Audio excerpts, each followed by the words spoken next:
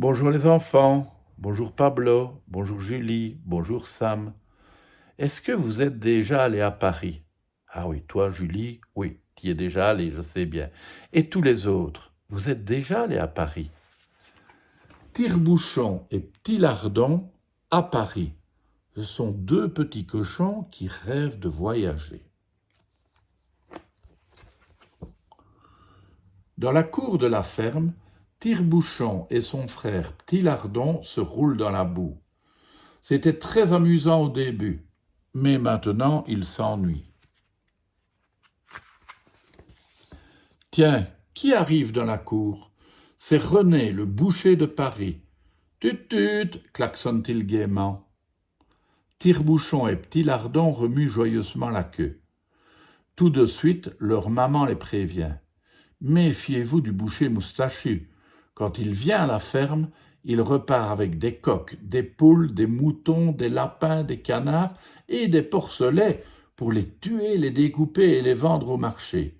Vite, cachez-vous. Seulement, les petits cochons n'écoutent pas toujours les conseils de leur maman. Au contraire, ils s'approchent de la camionnette et Petit Lardon chuchote à son frère. T'as vu la belle tour Eiffel sur la portière?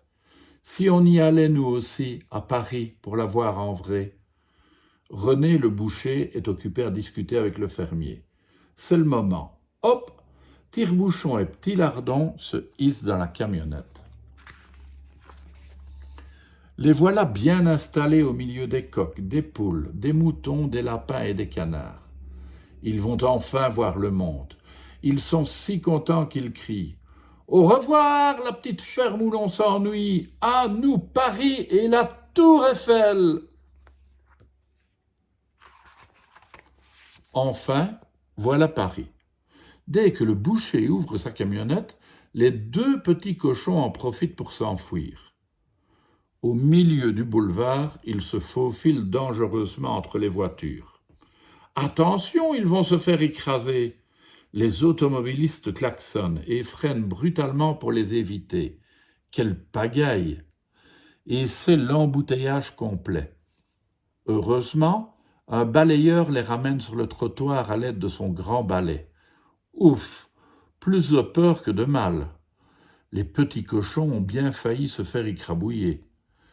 Maintenant, il faut la trouver, la tour Eiffel, dit Tire-bouchon. Tiens, regarde ce bus, il a l'air d'y aller. D'un saut, Tire-bouchon et Petit Lardon montent dans le bus et s'installent sur une banquette.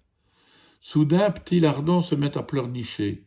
« Je suis trop petit sur mon siège, je pourrais pas la voir d'ici, la tour Eiffel. » D'un seul coup, il bondit sur les genoux d'une dame qui hurle de peur. Affolés, les passagers se lèvent. Le contrôleur accourt et force les cochons à descendre du bus. Aïe! Petit Lardon se coince la queue dans la porte qui se ferme. Voilà Tire-bouchon et Petit Lardon sur le trottoir. Adieu le bus qui va à la tour Eiffel.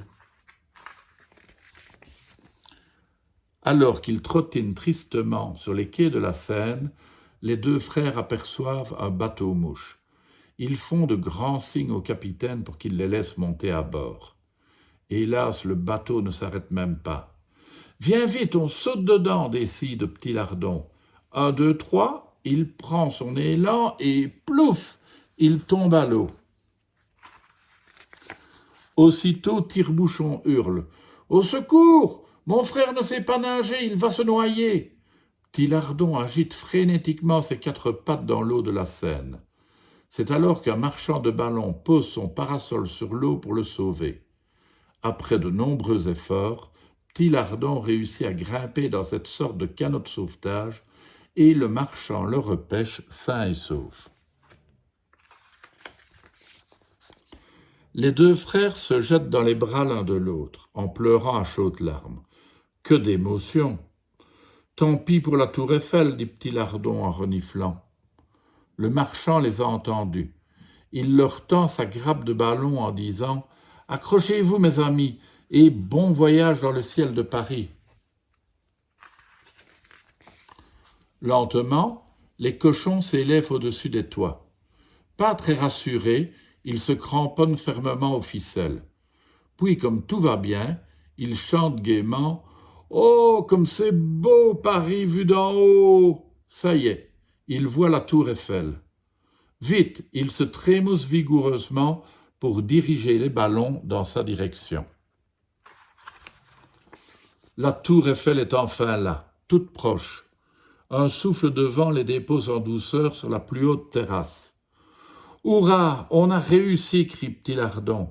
« T'as vu comme elle est haute, la tour Eiffel !» ajoute Tire-Bouchon. C'est drôle, vu d'ici, les humains ressemblent à des fourmis.